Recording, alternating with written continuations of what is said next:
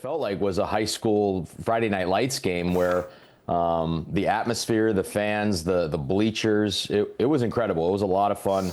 And the reason why I wanted to do this in the first place was my kids. Benny, a good night. By the way, I will say one of the better players on the field last night. I got to watch about the second half of this one, but not enough for Des Moines. Nice. Benny, how you doing? Good morning. You guys are crushing me, man. No. Yeah, to wake up, what time is it over there? 7:17, waking up after a loss to some Benny Feilhaber slander, huh? It's all right. That's the least I deserve. I had to do what I could, and a good touch on with the chest on that play, but very slight contact on the shoulder. But you know how that goes. You take a little bit of that advantage away, and I might lose my opportunity. So had to put it on the referee. And not only did I get the penalty, but that guy had a yellow. And so second yellow, I mean, we were set up for success there, just couldn't get that second goal. Just talk about the experience. Second game, you know, in this competition, hadn't played in a couple years. You draw this penalty kick here. I think you drew the penalty kick in the first game too, if I'm not mistaken, right? So there's an art to that. But just talk about the experience. I mean, there has to be a little bit of hesitation when they say, "Hey, Benny, we know you haven't played in a while. Come out and play in a U.S. Open Cup game." And you look like you guys are having a lot of fun. Well, I can tell you that the first game wasn't fun, right? The game that we went through in Kansas City, it wasn't fun. It was the wind didn't allow us to really try and play. And yesterday it was the exact opposite, because being up a man and the weather was fantastic, and so we were able to, play our game, and it really felt like what it felt like was a high school Friday Night Lights game where the atmosphere, the fans, the bleachers, it was incredible. It was a lot of fun. And the reason why I wanted to do this in the first place was my kids, right? So I have a 10, a 9, and a 6-year-old. None of them really got to see me play. And if they saw me play, they really didn't, fully understand what they were watching at the time. And so to be able to play in front of them was my number one goal. To be able to win in front of them was my second goal, which we did in Kansas City. And the final one, to score in front of them. So the hat trick, I was very, very happy. As much as we didn't get through to the third round, it was an incredible experience. What'd they tell you? Oh, they said, "Dad, we won, right?" I mean, that's all they cared about. I scored, and they thought the game was a lot of fun. They saw the crowd. I think they were able to live it in one night my whole entire career. So it was well worth the pain I'm feeling this morning. I mean, a lot of you guys have kind of come out of retirement to play in these U.S. Open Cup games with Des Moines Menace. We've seen it before. How are your legs? How's everybody else doing? I imagine everybody else is sleeping physically. How are you guys? Look, I felt better than I thought I would after the first game, and probably because we didn't run as much because of the wind. We just kind of stayed in that defensive shell for 80% of the game. I don't know yet how I'm going to feel. It's always kind of 24, 48 hours after the game. So we'll see how I feel tonight into tomorrow. I have hopes that it won't be too bad. There's that tackle.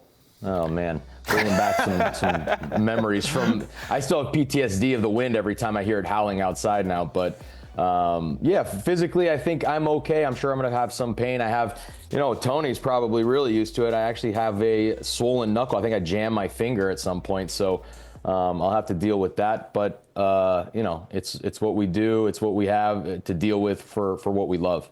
Yeah, look, we saw you, a week ago out in L.A. at the Nations League. You look as fit as when you were playing, so I'm not surprised you got through the game. Will you do this again? Is it going to be, do you have another year in you? I know Des Moines Menace, this has kind of been their MO, right, over the last 2 seasons, bring some guys in. Have you even thought about that? I have thought about it. There was a couple of questions from fans last night after the game was over. Let's run it back in 26. And look, I think, Tony, you know what my goals are in life. I want to be a coach one day. I want to, obviously I coached the second team at Sporting Kansas City for the last 3 years, and right now I'm unemployed. So it made a lot of sense to do this at this moment. But having said that, I'm hoping I'm coaching at some point next year, and then I wouldn't have the opportunity to do this. But it might be a one and done. Can't really say one way or another, but we'll see what the future holds. You did mention SKC too. You played against them. How was that experience?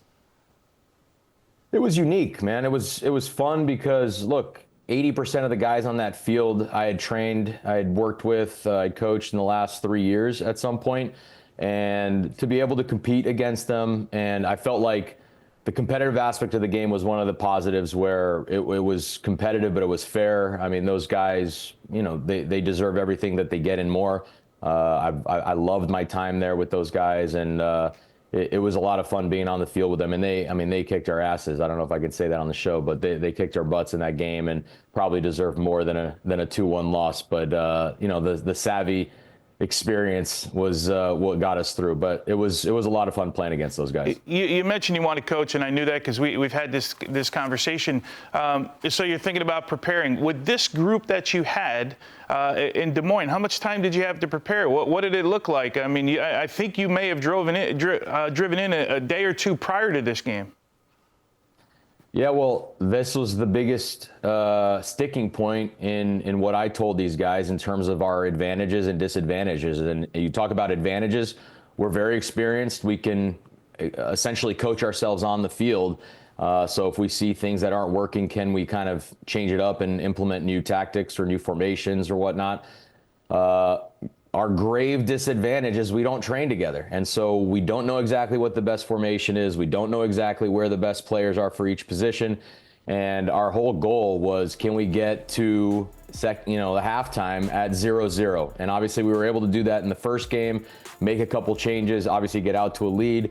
This game, unfortunately, we were down 2-0 at halftime. So, we made some changes, and I think we saw that it made a difference even before the red card. I mean, the little moments that we had, including the ball that Dax played to me that led to the penalty, I thought we had a little bit of the game there in the second half. And then, obviously, with the red card, I think we grew into the game and just weren't able to finally get that second goal. But that's the biggest disadvantage. We just don't have time to train together. We don't get time to learn each other's, strengths and weaknesses. And so I think ultimately that's probably what led to our demise there at the end. You mentioned red card. What happened with Sacha? I literally was looking down, taking some notes, getting ready for this morning, and I hear Sacha red. I'm like, Sacha's not in the game. What? And then I see him walking off the. Do you have any idea what happened? They had no idea on the broadcast.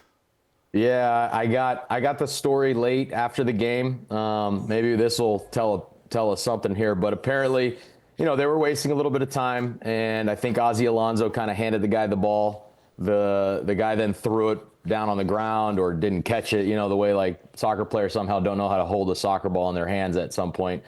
And then Sash took some exception to that, and I think he almost grabbed him by the arm like a father would a child, and then the guy kind of punched him or knocked it off of him. Then the referee kind of saw it, or the fourth official called him over, gave a yellow to Sacha. Then Sacha said, well, what about him? Is he getting a yellow? Ref told him, sit down, be quiet. Well, what about him? You're still talking. Sacha says back to the referee, are you still talking? And that was the second yellow. So he didn't read the cue there, Benny. He didn't get the cue from the referee on the last one. No, I told Sash, though, hey, you're going to get a red card. Take the other guy with you that's in the game. Then we'll play up two guys. I mean, we might get that second goal after that one. All right, Benny, thank you very much. Hopefully we'll see you soon, maybe on the pitch, maybe off of it. We don't know, but it was great on the talking to you. sideline, maybe on the sideline. Yeah. Great, Benny. Thanks. We will see. Thanks. Thank you, guys.